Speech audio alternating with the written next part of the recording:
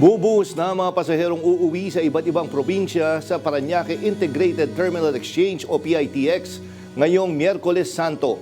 Para bigyan tayo ng update, makakasama natin live mula sa PITX si Justin Ignacio. Justin, ano ang latest dyan?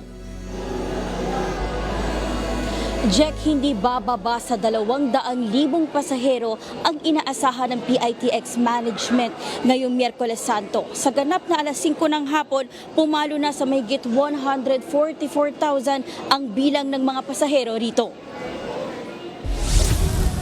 Ngayong Miyerkules pa lang ay papunta na sa Albay si Angela Aballe para doon igunita ang Holy Week. Ano lang po kasi kakatapos pa lang ng work.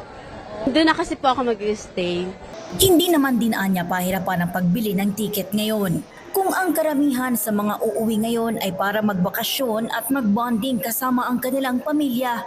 Si Charles Pantia, road to Baguio ngayong Miyerkules Santo para sa kanyang isang linggong out-of-town work trip. Wala tayong choice, kailangan natin kumayod.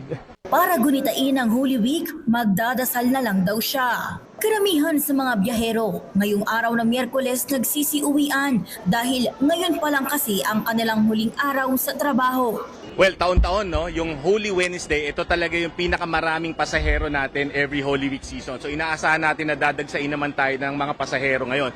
Dagdag pa ni PITX spokesperson Jason Salvador, hindi bababa sa 200,000 ang inaasahan nilang pasahero ngayong araw. Bahagyang bababa ito bukas hanggang Biyernes at muling dadagsa ang bilang nito pagsapit ng Sabado o Linggo dahil karamihan ay balik trabaho na sa Lunes. Ani Salvador, dahil pa rin sa pagtaas ng presyo ng langis ang dahilan kung bakit lumobo ang bilang ng mga pasahero. Kanina in-inspection din ni Office of Transportation Security Undersecretary Gilbert Cruz at Bureau of Fire Protection Officer in Charge, Fire Chief Superintendent Wilberto Rico Angquantiu, ang PITX. So far okay naman yung mga napag-usapan namin before ay mga preparations nasunod naman Sinilip din nila ang isang bus kung saan nasita nila ang isang bus driver dahil sa hindi agad mahugot na fire extinguisher na agad nakakailanganin sakaling magkasunog. Binigyang diin din ni Cruz ang importansya ng physical and mental health ng mga drivers. That's why they are subjected to drug tests and other physical tests para ma-check natin yung kanilang if they are physically fit tsaka mentally fit para mag-drive. Kasi ang dinadrive mo rito, hindi lang buhay mo, you're carrying and protecting the safety ng mga pasahero. Jack, kung makikita mo dito sa aking likuran, itong pila na ito yung papuntang Naik, Cavite. Sabi nga ni PITX spokesperson Jason Salvador, bandang alas 5 hanggang mamaya, tuloy-tuloy yung dagsa ng mga pasahero rito. Jack? Justin, noong mga nakarang araw, tuwing nagla-live yan, sinasabi natin na may na-anticipate tayo na baka kapusin ng mga bus na masasakyan itong mga pasahero. Pero sa ngayon ba, nagkaroon ng ganong klaseng problema o wala naman?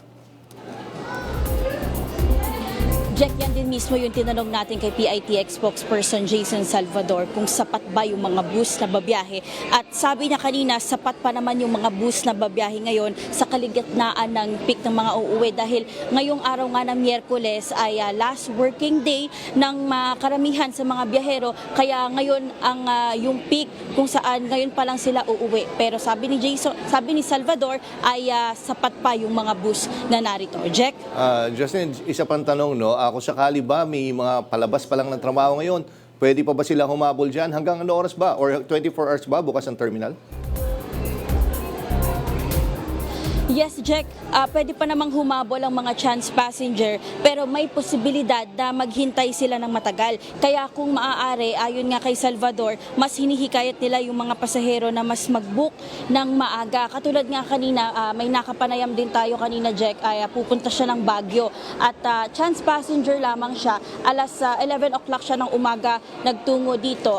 Gusto niya sanang kumuha ng ticket ng 11 o'clock din pero hindi siya nakakuha. Pero nakakuha naman siya ng ticket Jack, alas 4 yung kanyang biyahe at nakaalis naman siya ng alas 4.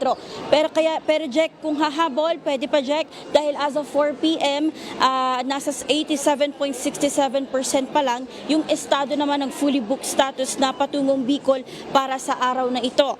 At 51.69% naman yung mga rutang Labazon, ito yung Laguna, Batangas, Quezon, 50% yung mga patungong Norte, 19.44% papuntang Visayas, Mindanao at 75% naman papuntang Mindoro. Kaya yung mga hahabol na pasahero ay pwede pang humabol dito sa PITX. Jack?